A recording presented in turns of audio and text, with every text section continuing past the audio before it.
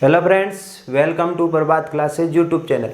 अब तक हमने इकोलॉजी पढ़ रहे थे, उसके अंतर्गत हमने 3 क्लास के अंतर्गत शुरुआत का जो आपके ऑर्गेनिज्म और पॉपुलेशन, उसके नेक्स्ट क्लास के अंदर हमने पढ़ा था कम्युनिटी और सक्सेशन। उसके बाद में 3rd क्लास थी, उसके अंतर्गत हमने पढ़ा था आपका पॉजिटिव इंटर स्पेसिफिक इंटरेक्शन यानी धनात्मक अन्योन्य क्रिया पढ़ा था। आज की क्लास के अंदर हम पढ़ेंगे ऋणात्मक अन्योन्य क्रिया, यानी कौन कौन से ऐसी जो 2 जातियां हैं उनके मध्य परस्पर संबंध होता है लेकिन उनमें ऋणात्मक संबंध होता है, यानी धनात्मक नहीं होता। यानी दोनों जातियों को आपको क्या नहीं होगा, दोनों जातियों को फायदा नहीं होगा, एक को तो हानि होगी, दूसरे को लाभ भी हो सकता है और हानि भी हो सकती है। उसके बारे में आज इस क्लास के अंदर डिस्कस करेंगे। और यदि आपने पहले की क्लास नहीं देखी है तो आप जरूर नीचे डिस्क्रिप्शन में उसकी लिंक है, तीनों की लिंक है, आप उस पर जाके देख लें। नहीं तो आप कोने में आई बटन आ रहा है, उस पर क्लिक करके तीनों वीडियो भी देख सकते हैं। तो आज की क्लास के अंदर हम ऋणात्मक अन्योन्य क्रिया पढ़ेंगे। इसके अंतर्गत हम 3 प्रकार की क्या पढ़ेंगे, आपके ऋणात्मक अन्योन्य क्रिया पढ़ेंगे। पहली है शोषण, दूसरी है आपका शोषण के अंदर भी आता है आपके परजीविता प्रीडेशन, उसके बाद कंपटीशन, ठीक है। और दूसरा अपन पढ़ेंगे आपके प्रतिजीविता और 3rd पढ़ेंगे स्पर्धा यानी कॉम्पिटिशन, स्पर्धा या कॉम्पिटिशन।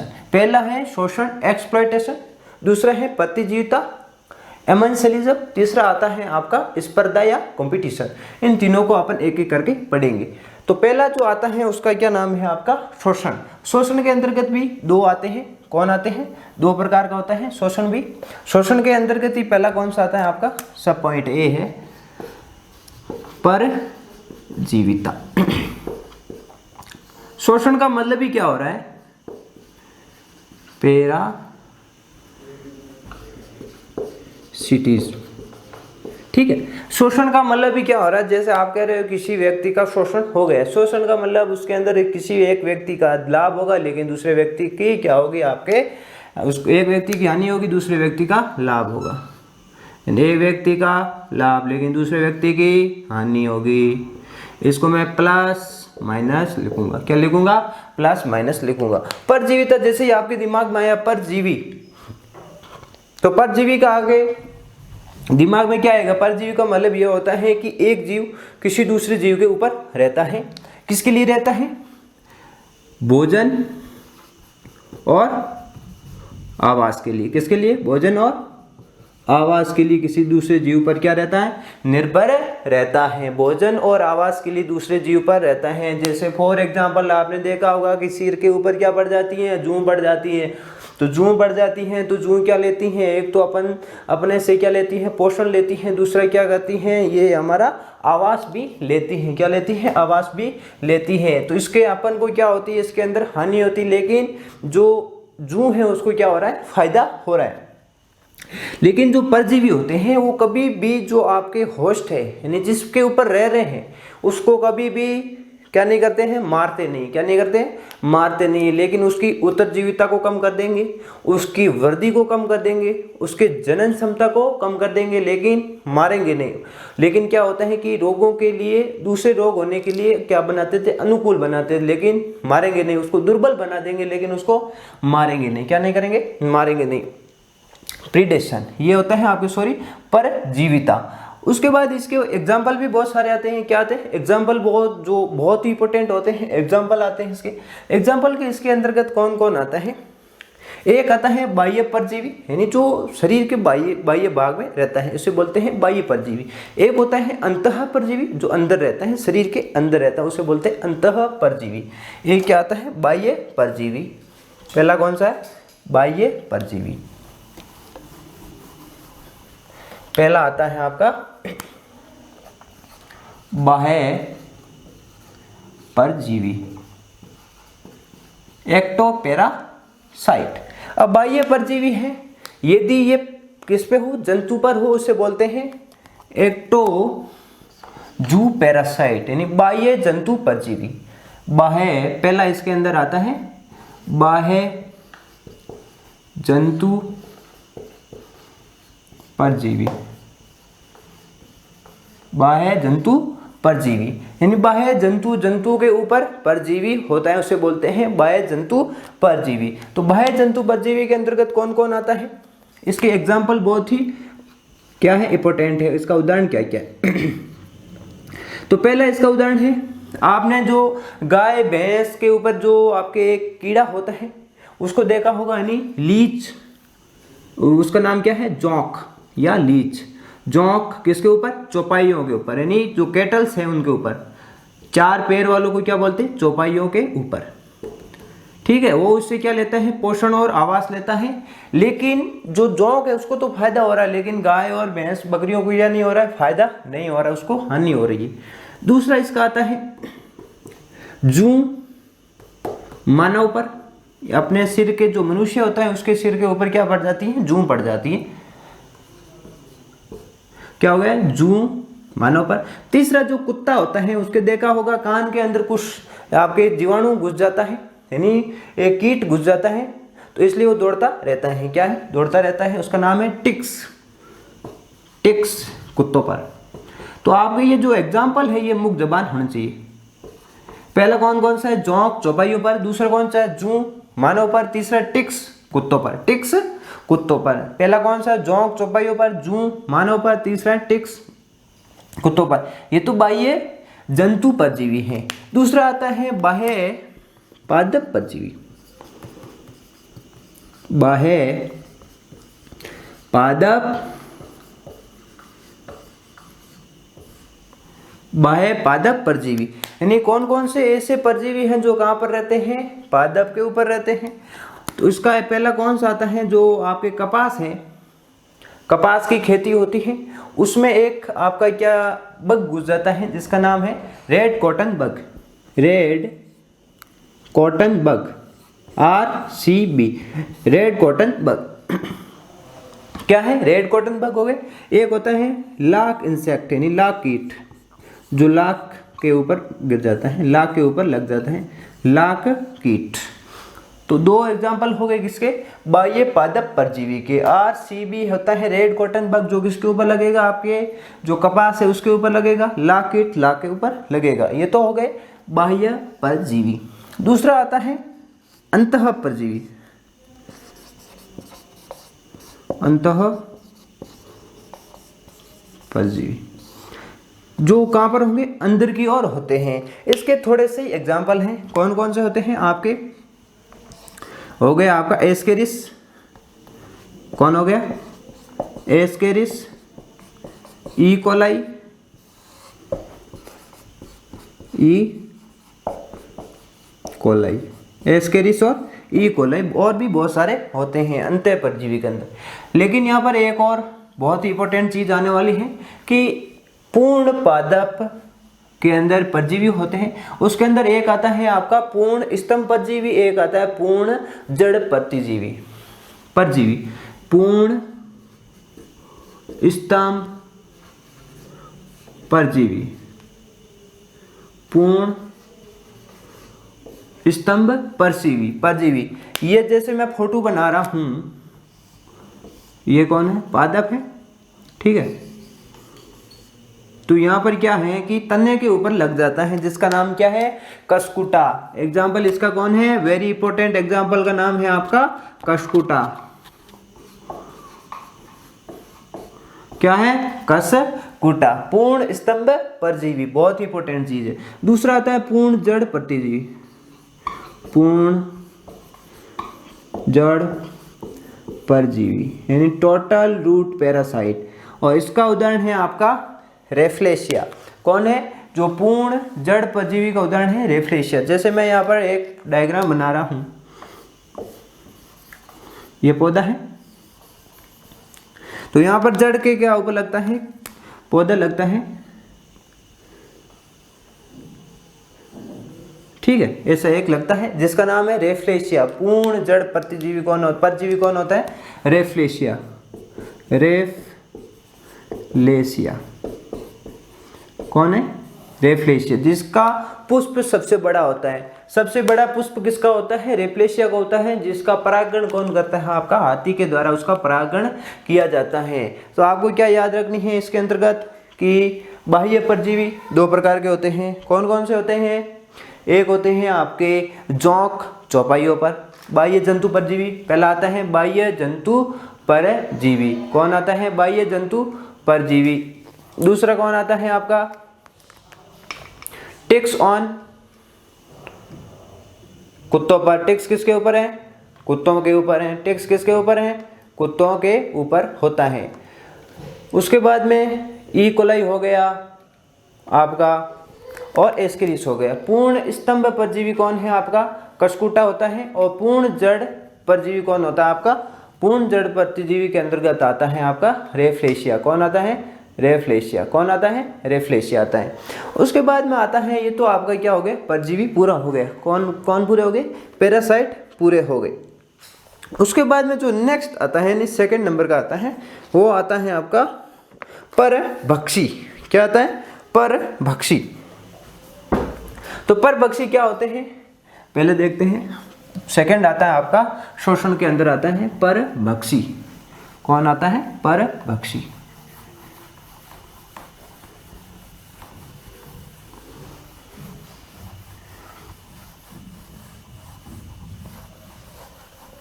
तो परभक्षी क्या होते हैं?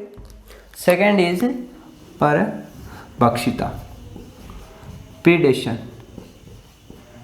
परभक्षिता, प्रीडेशन।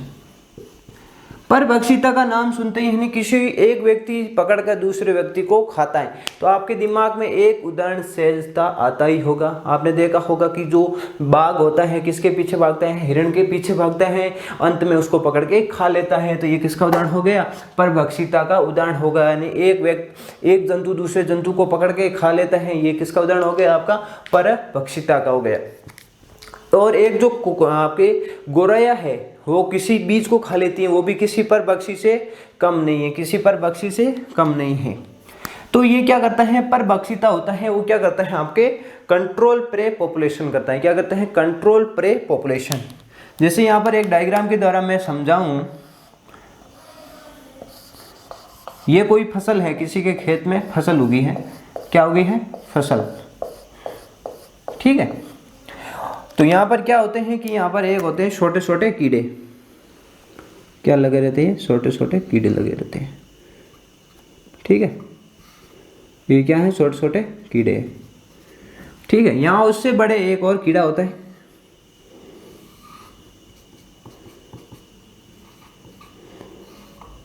ये उससे बड़ा कीड़ा है। क्या है? ये उससे बड़ा कीड़ा होता है।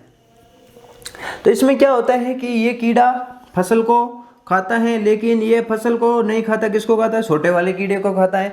यानी इसकी संख्या बढ़ेगी तो ये जो फसल है उसकी संख्या घट जाएगी। लेकिन यहाँ पर बड़े वाला भी है तो इसको क्या करेगा? मेंटेन करके रखेगा, नहीं इसकी संख्या बढ़े नहीं। इसके लिए ये बड़े वाला होता है, बड़े वाले इसको खाएगा तो ये फसल भी बची रहेगी, ज़्यादा नहीं खराब होगी, और इसकी संख्या भी ज़्यादा बढ़ेगी नहीं और ये भी बढ़ेगा नहीं। क्या रहता है? Prey control population. यानी जो आपकी जनसंख्या है उसको क्या करता है? बनाए रखता है। समष्टि घनत्व को बनाए रखना, समष्टि विविधता को बनाए रखना। पहला क्या है? समष्टि विविधता को बनाए रखना।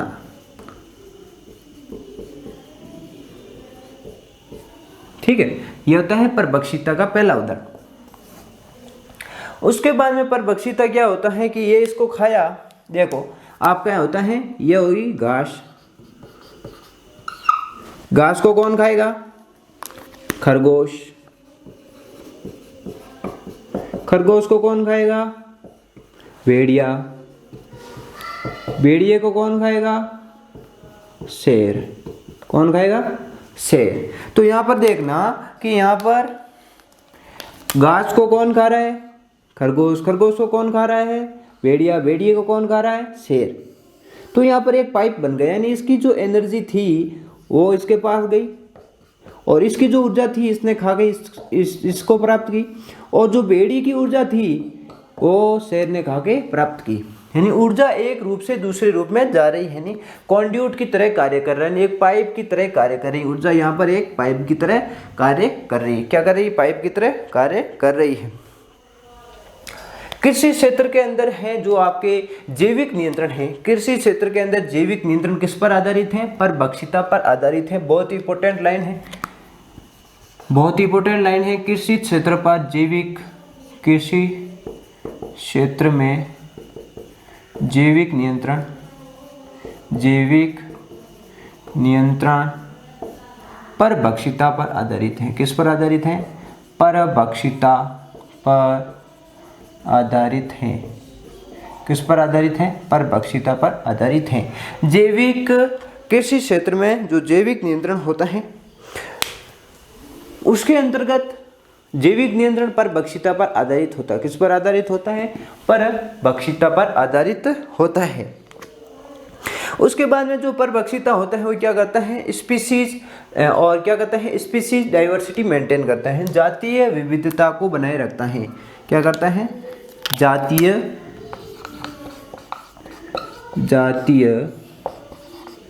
विविधता को बनाए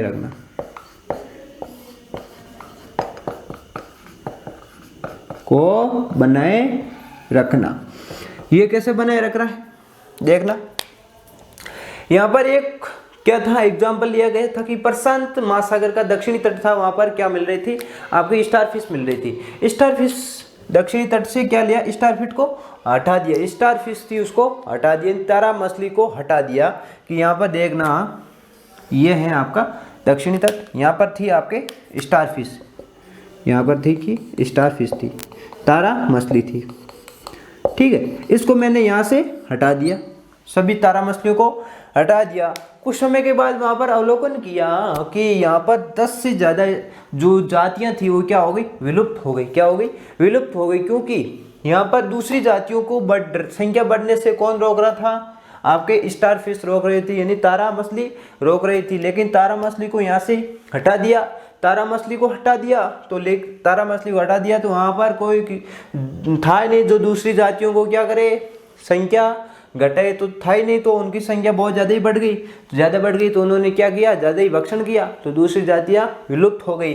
तो जो परभक्षिता होता है जाति विविधता को बनाए रखता है। आपने देखा होगा कि शेर क्यों नहीं सभी को, जानवरों को मारता क्यों नहीं है? कि उसका पेट भर जाने के बाद वो किसी जानवर को मारता नहीं है, क्योंकि जो परभक्षी होते हैं वो क्या होते हैं? विवेकी होते हैं। क्या होते हैं? विवेकी होते हैं, यानी समझदार होते हैं। उनको पता है कि हमने आज ज़्यादा ही क्या किए? जंतुओं को मारा, तो कल हम खुद मर जाएंगे, क्योंकि जो मारने के लिए जंतु हैं वो भी खत्म हो जाएंगे। लेकिन जो परभक्षी होते हैं वो क्या होते हैं? आपके विवेकी होते हैं, यानी समझदार होते हैं। वो ज़्यादा कभी भी क्या नहीं करते हैं? परभक्षण नहीं करते हैं। तो क्या होते हैं? आपके विवेकी होते हैं। ये आप बहुत ही इंपॉर्टेंट लाइन है कि जो परभक्षी होते हैं वो क्या होते हैं? विवेकी होते हैं, यानी समझदार होते हैं। उसके बाद में क्या होता है कि सभी का क्या हो रहा है? परभक्षण हो रहा है, नहीं किसी का क्या हो रहा है? भक्षण हो रहा है। तो ये सभी क्या करते हैं कि बचने के लिए कुछ उपाय ढूंढ लेते हैं। क्या कर लेते हैं? ढूंढ लेते हैं कि भाई हमारा क्या हो रहा है कि भक्षण हो रहा है, तो कुछ उपाय ढूंढ लेते हैं। एक एनसीईआरटी के अंदर लाइन है कि 25% जो कीट होते हैं वो कैसे हैं? पादप भक्षी।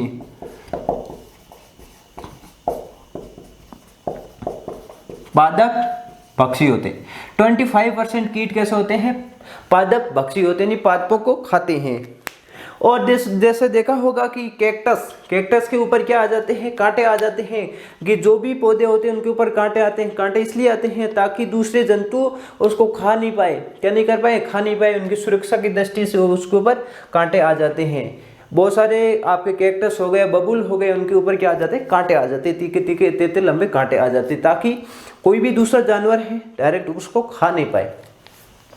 उसके बाद एक और इम्पोर्टेंट आता है जो आपने देखा होगा, इसको बोलते हैं आपके आँख या कैलोट्रॉपिस।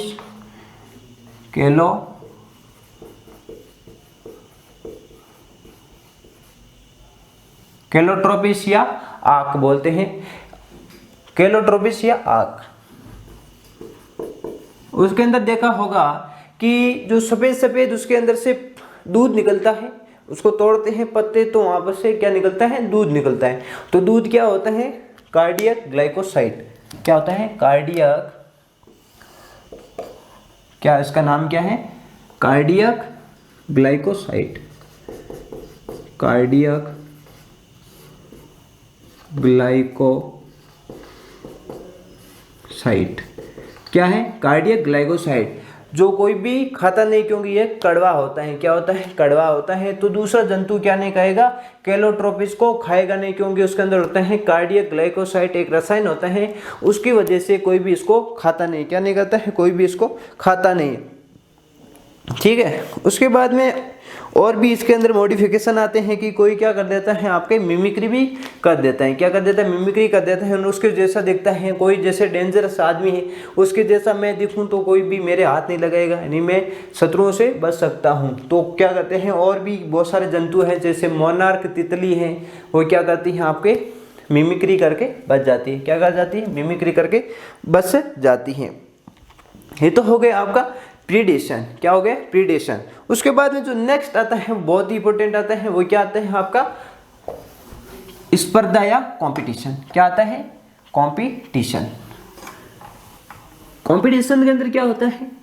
दोनों प्रकार की जातियों को हानि होती है, लेकिन शोषण के अंदर एक को लाभ होगा लेकिन दूसरी को हानि होगी। शोषण के अंदर दो प्रकार का होता है, एक क्या होता है आपका परजीविता और परभक्षिता, और सेकंड जो आता है वो आता है स्पर्धा या कंपटीशन। जो आप कंपटीशन करते हो, कंपटीशन, इसके अंतर्गत दोनों प्रकार की जातियों को हानि होगी। तो मैं नेगेटिव नेगेटिव लिख दूं,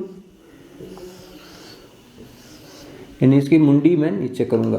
उदास लग रहा है, उदास लग रहा है। इन दोनों प्रकार की जातियों को क्या हो रहा है? हानि हो रही है। जैसे फॉर एग्जांपल मैं समझाने के लिए ले लूं, यहां पर क्या है, 10 से 15 हिरण खड़े हैं किसी मैदान के अंदर। 10 से 15 क्या है? हिरण है। उसी समय क्या है? ऊपर से आए, क्या है? 2 लोयन आए, 2 शेर आए। ठीक है, ऊपर 2 शेर आए उनको खाने के लिए। उसी समय नीचे से क्या आ गए? 6 भेड़िए आ गए। क्या आ गए? 6 भेड़िए आ गए। अब भेड़िए देख रहा है कि मैं खाऊं, शेर कह रहा है मैं खाऊं। अब जो ताकतवर ज्यादा होगा वही खाएगा। लेकिन एक शेर बराबर 3 भेड़िए होते हैं। यानी 2 शेर है तो 6 भेड़िए, दोनों इक्वल पार्ट है। जितनी ताकत शेर के अंदर है उतनी ताकत भेड़िए के अंदर है। ये देख रहा है कि ये जाए तो मैं खाऊं, भेड़िए देख रहा है ये जाए तो मैं खाऊं। तभी तो हिरण देख के मौका उठाते हैं, दोनों को यहाँ से भाग जाते हैं। क्या कर जाते हैं? यहाँ से निकल गए, हिरण निकल गए, ये दोनों देखते रह गए। यानी दोनों को ही भोजन नहीं मिला, यानी दोनों प्रकार की जातियों को क्या हो गया? नुकसान हो गया। यानी इसीलिए अपन ने यहाँ पर क्या लिखा? नेगेटिव नेगेटिव लिखा है। यानी दोनों प्रकार की जातियां होगी उसको नुकसान होगा, इसलिए अपन ने दोनों के जो मुंह हैं उसको उदासीन बनाए हैं। उसके बाद में स्पर्धा के अंदर एग्जाम्पल आते हैं कि स्पर्धा के कौन कौन से एग्जाम्पल होते हैं। यानी स्पर्धा करने से कौन कौन से आपके एग्जाम्पल आते हैं इसके अंतर्गत, जो आपके कंपटीशन है उसका। एक था आपका लॉ दिया था गोस साहब ने, गोस लॉ, गोस नियम। क्या है? गोस नियम, यानी गोस का नियम। गोस का नियम क्या कहता है कि संसाधन सीमित है। यदि सीमित संसाधन के लिए 2 जातियां अनंत समय के लिए एक साथ नहीं रह सकती हैं। क्या कहता है? इनकी स्टेट लाइन बहुत ही महत्वपूर्ण है। यानी सीमित संसाधन होने से, संसाधन कैसे होने चाहिए? सीमित होने चाहिए। सीमित संसाधन के लिए 2 जातियां अनंत समय के लिए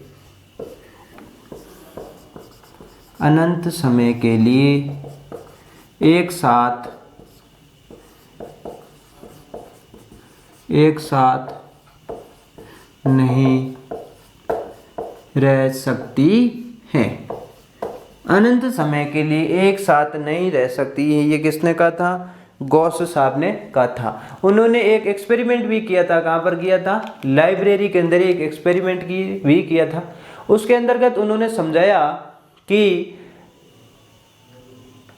जो आपके पैरामीशियम लिया था, उन्होंने कहा कि पैरामीशियम लिया, संसाधन सीमित था, लेकिन एक पैरामीशियम दूसरे को क्या कर देता है, वहां से विलुप्त कर देता है। क्या कर देता है, विलुप्त कर देता है। गॉस का नियम यही कहता है। एक है गेलापागो द्वीप था, वहां पर क्या है कि पहले क्या चलता था आपके जो एलिंगटन कछुए थे। कौन कछुए थे,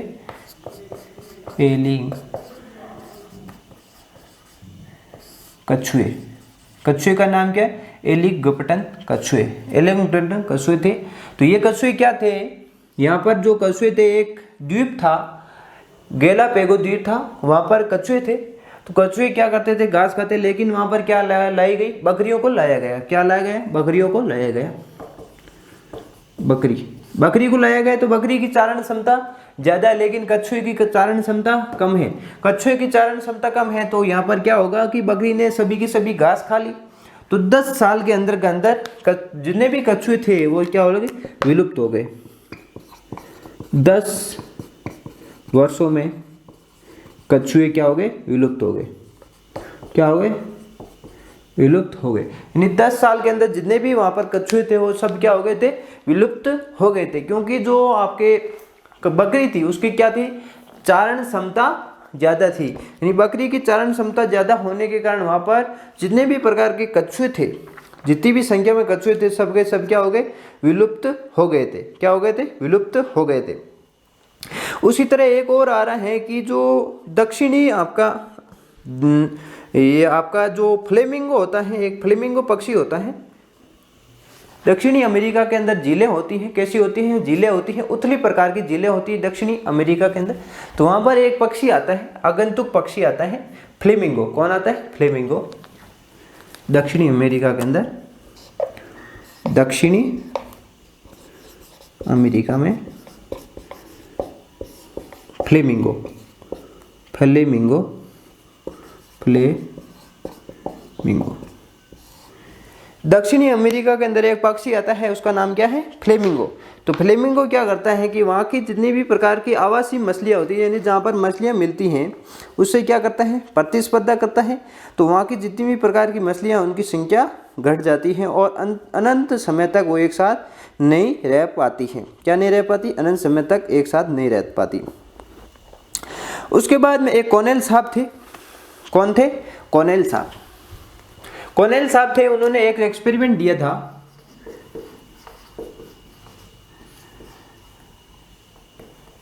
कॉनेल साहब ने फील्ड एक्सपेरिमेंट दिया था। कौन सा एक्सपेरिमेंट दिया था, field experiment, field experiment. Field experiment के अंदर क्या था कि बार्नेकल्स, एक चेथेमेलस था, ठीक है, बार्नेकल्स थे। उसके अंदर क्या था कि बार्नेकल्स की 2 जातियां ली और एक चट्टान के ऊपर लेके गए। ठीक है, ये है चट्टान, किसी भी प्रकार की आप चट्टान ले लो, ठीक है। उसके ऊपर क्या लेके गए, आपके बार्नेकल्स को लेके गए। कौन लेके गए, कॉनेल साहब लेके गए। वहां पर बार्नेकल्स थे। एक बार्नेकल्स क्या था, सुपीरियर था, दूसरा क्या था, इंफीरियर था। एक ज्यादा प्रभावी था, दूसरा क्या था, अप्रभावी था। एक था चेथेमेलस, एक था बेलेनस। जैसे मैं यहाँ पर फोटो बना रहा हूं, ये है आपका चेथेमेलस, ठीक है, और यहाँ पर था बेलेनस।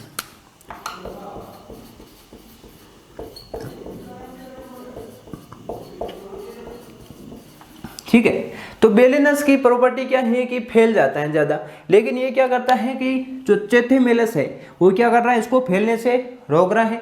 लेकिन इन्होंने क्या कर दिया, इसको हटा दिया, चेथेमेलस को हटा दिया। तो ये क्या हो गया, पूरे के पूरे एरिया के अंदर फैल गया। क्या हो गया, पूरे के पूरे एरिया के अंदर फैल गया, यानी ये कंपटीशन रिलीज हो गई। यहाँ पर क्या हो गया, कंपटीशन रिलीज हो गए। क्या हो गया, कंपटीशन रिलीज हो गया। उसके बाद में एक और एक्सपेरिमेंट आया था, आपके पक्षियों के ऊपर दिया था, जिसका नाम है आपके वार्बलर पक्षी होता है एक। क्या नाम है, वार्बलर पक्षी, वार्बलर पक्षी, ठीक है। जैसे ये है एक स्प्रूस का पेड़ होता है, किसका होता है, स्प्रूस। ये किसका पेड़ है, स्प्रूस, स्प्रूस ट्री है। यहाँ पर एक होता है स्प्रूस ट्री। क्या होता है? Spruce tree. स्प्रूस ट्री के ऊपर होती हैं 5 वार्बलर पक्षी होते हैं। क्या होते हैं? 5 वार्बलर पक्षी होते हैं। और इस एक्सपेरिमेंट को किया था मैक आर्थर साहब ने। किसने किया था? MacArthur. किसने किया था? मैक आर्थर ने किया था स्प्रूस ट्री के ऊपर। यानी इनके क्या था? फीडिंग टाइम, प्रजनन का समय, भोजन करने का समय, सबका क्या था? बंटवारा था। क्या था? संसाधन विभाजन का नियम दिया था। इन्होंने क्या दिया था? संसाधन विभाजन का नियम। बहुत इंपॉर्टेंट है, संसाधन विभाजन का नियम। संसाधन विभाजन का नियम। संसाधन विभाजन का नियम किसने दिया? मैक आर्थर ने। जो किस पे था? वार्बलर पक्षी पर था। कितने थे? 5 वार्बलर पक्षी थे, स्प्रूस ट्री पे थे। उनका क्या था? फीडिंग टाइम, यानी भोजन करने का समय अलग था, प्रजनन करने का समय अलग था, यानी रहने का समय अलग था। सबका क्या क्या? संसाधन विभाजन कर रखा था, ताकि एक भी पक्षी क्या नहीं हो पाया? विलुप्त नहीं हो पाया। यदि सभी एक से एक साथ काम करते तो विलुप्त हो जाते, लेकिन संसाधन विभाजन की वजह से एक भी पक्षी विलुप्त नहीं हो पाया। क्या नहीं हो पाया? एक भी पक्षी विलुप्त नहीं हो पाया। तो कंपटीशन के अंदर क्या होता है? दोनों प्रकार की जातियों को हानि होती है। क्या होती है? दोनों प्रकार की जातियों को हानि होती है। कंपटीशन के अंतर्गत आपके 2, 3, 4 एग्जाम्पल पढ़े हैं। एक गॉस लॉ पढ़ा है, उसके बाद में क्या पढ़ा था आपने? कॉर्नेल का एक्सपेरिमेंट पढ़ा था। कॉर्नेल का एक्सपेरिमेंट कौन सा था? Field experiment. दूसरा कौन सा था आपके? मैक आर्थर का वार्बलर पक्षी। और गॉस के अंदर ही एक एलिमगटन कछुए होते हैं, 10 वर्षों के अंदर क्या कर देते हैं? उसको विलुप्त कर देते हैं। क्या कर देते हैं? विलुप्त कर देते हैं। उसके बाद में दक्षिण अमेरिका के अंदर होती है फ्लेमिंगो पक्षी। कौन होता है? फ्लेमिंगो पक्षी होता है। वो क्या करता है कि वहाँ की जितनी भी प्रकार की प्रवासी फ्लेमिंगो पक्षी आते हैं, और वहाँ पर जितनी भी प्रकार की मछलियाँ होती है उसको क्या कर देता है? खाने की वजह से वहाँ पर दोनों प्रकार के होते हैं, उनको दोनों को हानि होती है और अंततः विलुप्त हो जाते हैं। क्या हो जाते हैं? अंततः विलुप्त हो जाते हैं। ये तो था आपका कॉम्पिटिशन के अंदर दोनों प्रकार की जातियों को हानि होती। और जो थर्ड आता है प्रतिजीविता या अमनशेलिज्म। क्या आता है? प्रतिजीविता या अमनशेलिज्म। थर्ड है प्रतिजीविता या अमनशेलिज्म।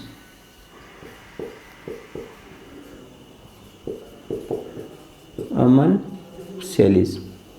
प्रतिजीविता या अमनशेलिज्म के अंदर क्या होगा? एक जाति तो उदासीन है लेकिन दूसरी को हानि होगी।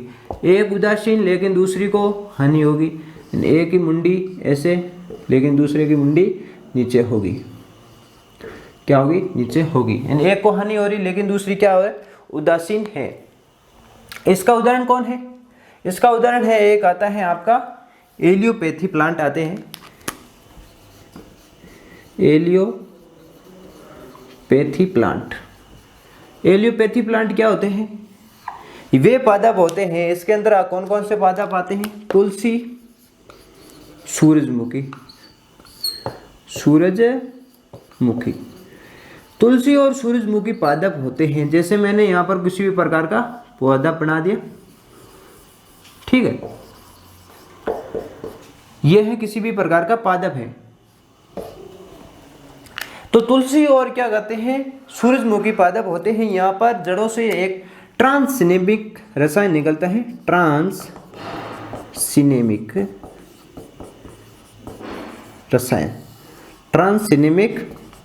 रसायन निकलता है।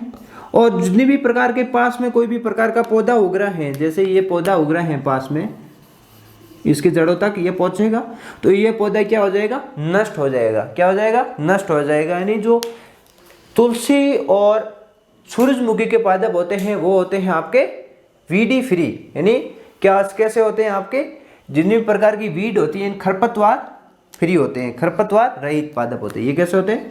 खरपतवार रहित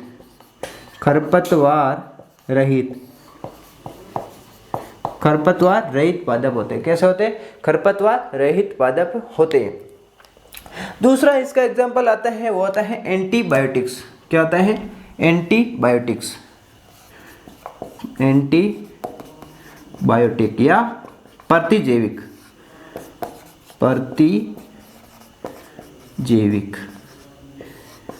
इसके अंदर क्या होता है, यहाँ पर मैंने जो भी कोई भी एंटीबायोटिक्स ले ली, पेनिसिलियम एंटीबायोटिक्स ले ली, इस पूरे के अंदर क्या है, बैक्टीरिया है।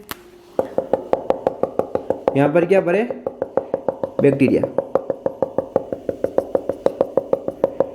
जो एंटीबायोटिक्स है आपकी पेनिसिलियम, ये तो अपना काम करती है। ये क्या है, पेनिसिलियम। पेनिसिलियम क्या करेगी, अपना रसायन छोड़ेगी, लेकिन जो जितने भी प्रकार के बैक्टीरिया हैं पास में क्या हो जाएंगे, मर जाएंगे। लेकिन एंटीबायोटिक्स को किसी भी प्रकार का फायदा या नुकसान नहीं हो रहा है, लेकिन नुकसान किसको हो रहा है, जितने भी प्रकार के पास में बैक्टीरिया हैं। बैक्टीरिया कौन सा बैक्टीरिया है, स्टेफाइलोकोकस। कौन सा बैक्टीरिया है, स्टेफाइलोकोकस। जो फ्लेमिंग साहब थे उन्होंने खोज की थी पेनिसिलियम नोटेटम की, तो उन्होंने कौन सी बैक्टीरिया पे की थी, आपके स्टेफाइलोकोकस बैक्टीरिया पे। तो आज की क्लास के अंतर्गत हमने ऋणात्मक अनोनीय क्रिया पढ़ा है, जिसके अंदर हमने कौन सा, शोषण, उसके बाद में स्पर्धा या कंपटीशन, और थर्ड पढ़ा है प्रतिजीविता या एमनसेलिज्म।